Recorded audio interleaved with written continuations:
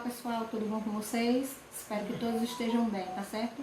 Estou aqui mais uma vez para a gente explicar a atividade, o assunto e fazer a correção, ok?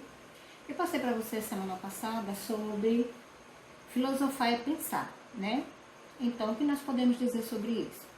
Filosofar e pensar é uma relação que existe entre alguém e alguma coisa, né? Movido pela curiosidade. O que isso quer dizer? Que a gente só tem o conhecimento, só adquire o conhecimento, se a gente tiver curiosidade em saber algo sobre alguém ou alguma coisa, né? Então, essa relação entre alguém e alguma coisa é a mesma relação que existe entre alguém, o sujeito e o objeto, né? O sujeito é alguém que conhece e o objeto é aquilo que será conhecido, tá certo? Então, nós temos aí que na filosofia existem os idealistas e os materialistas. Os idealistas, eles dizem que são aquelas pessoas que acreditam que no conhecimento há um primado das ideias sobre as coisas. Ou seja, que o sentido das coisas está no sujeito, né? Na pessoa que está vendo. Já os materialistas, eles acreditam que há o primado das coisas sobre as ideias, ou seja, que o sentido das coisas estão nelas mesmas, tá certo? Só que tem alguns filósofos que não pensam assim, né? Por exemplo, aí nasceu o ceticismo. O ceticismo é uma corrente de pensamento filosófico que impossibilita o ser humano de conhecer a verdade. Ou seja, eles acreditam que o ser humano não tem capacidade de saber a verdade. Foi como surgiu o ceticismo, que foi fundado pelo filósofo grego Pirro de Élida. De Élida, porque era o nome da cidade onde ele nasceu, tá certo? Então, isso ocorreu porque em algumas viagens que esse filósofo fez, ele começou a comparar entre uma cidade e outra a questão de justiça. O que ele achava justo em uma cidade e que em outra cidade não se acontecia. Então, a partir disso, ele começou a fazer os seus questionamentos, tá certo? Então surgiu o ceticismo, né? Uma corrente filosófica de pensamentos, né? Que impossibilita o ser humano de saber a verdade. O ceticismo é o estado de quem duvida de tudo, né? Sempre procura a veracidade dos fatos, nunca está satisfeito com aquilo que lhe colocam como verdade, tá certo? Uma pessoa cética, ela não acredita e sempre questiona sobre tudo que lhe é dado. E sobre esse assunto, passei algumas questões, inclusive uma tirinha. E essa tirinha diz assim, na nossa primeira questão. Dona Doroteia, se encalve. Se os ignorantes é que são felizes, então esta aula é uma tentativa deliberada de sua parte de privar-me da felicidade, a qual é meu direito inalienável de acordo com a nossa Constituição. Sendo assim, exercerei minha prerrogativa de não querer aprender esta matéria e irei para o parquinho. Socorro, ditadura! Através dessa tirinha, tem as seguintes questões. Os argumentos apresentados pelo personagem possuem fundamentos? Sim, são de fundamentos filosóficos, né? Estão dentro de qual concepção de conhecimento? Aí nós podemos ver o quê? Nós podemos ver o seguinte, que em meio a essa tirinha, recorre a alguns itens consagrados como os direitos civis, que são invioláveis, né? E além desses direitos civis também, nós vemos os elementos do senso comum, né? Quando disse que uma criança, ela não conhece ainda os mecanismos que funcionam numa sociedade, tá certo? Então, essas seriam as respostas.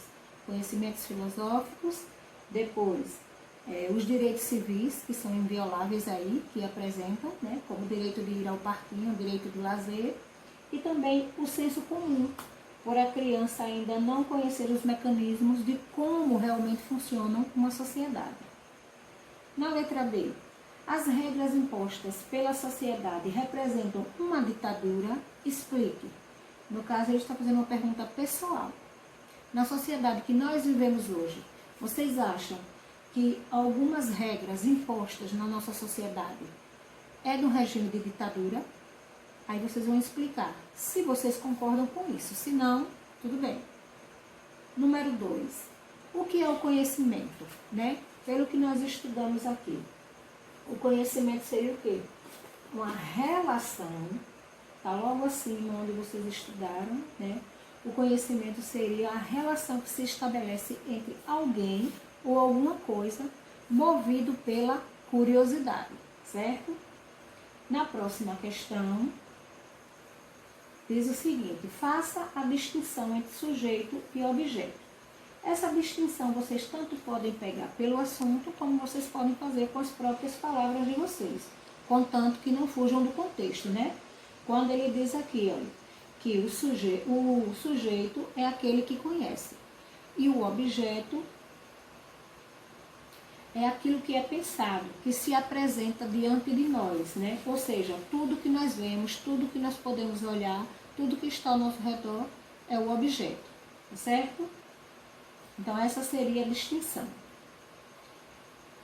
4. Em filosofia, a quem chamamos de idealistas. Acabamos de falar, né? Os idealistas são aqueles que defendem que no primado das coisas,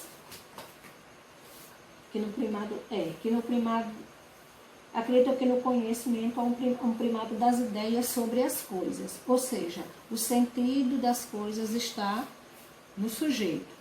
Esses são os idealistas. E para os materialistas, que é a próxima questão, para os materialistas, que no primado das coisas sobre as ideias, ou seja, o sentido das coisas estão nelas mesmas, tá certo? Na sexta questão, ela diz: defina ceticismo, né? Aí tem várias coisas no assunto falando sobre ceticismo, mas a gente pode verificar que o ceticismo é uma corrente de pensamento filosófico, né, que define a impossibilidade do ser humano conhecer a verdade. Ou seja, o ser humano é incapaz de reconhecer a verdade, até porque ele precisa continuar pesquisando, criticando e buscando outros conhecimentos em cima daquilo que ele acha que é verdade, certo? A sétima questão: o que é uma pessoa cética, né? Uma pessoa cética é uma pessoa que duvida de tudo, né? É uma pessoa que questiona, que procura veracidade dos fatos, que não aceita nada que lhe apresente como verdade. Essa é uma pessoa cética. Qual filósofo grego fundou o ceticismo, né? Então, o filósofo grego que fundou o ceticismo foi Pirro de Élida, né? Ele que fundou o ceticismo, como eu já havia explicado antes. Em algumas de suas viagens, ele fez algumas comparações de justiça, o que havia em uma cidade e em outra. E viu que em uma cidade que agia com justiça, em outra já não agia daquela forma. Então ele começou a fazer seus questionamentos a partir daí. E daí surgiu a corrente filosófica de pensamento chamada de ceticismo, tá certo? Na próxima aula, a gente vai falar agora sobre dogmatismo, que o dogmatismo é o contrário do ceticismo, né? Já o dogmatismo, ele aceita tudo que lhe é apresentado como verdade, não questiona, nem procura saber das veracidades dos fatos, tá certo? Mas aí na próxima aula, a gente vai explicar sobre dogmatismo e vamos fazer as nossas atividades, tá bom? Quem não conseguiu fazer a sua correção, abra o vídeo novamente, corrija novamente, tá certo? Deixem sempre suas atividades no caderno, como eu sempre estou colocando no enunciado, ok? E qualquer dúvida, quando a gente estiver fazendo a correção, vocês tiram essa dúvida, tá certo? Então, um abraço para vocês, tá bom? E até a próxima aula.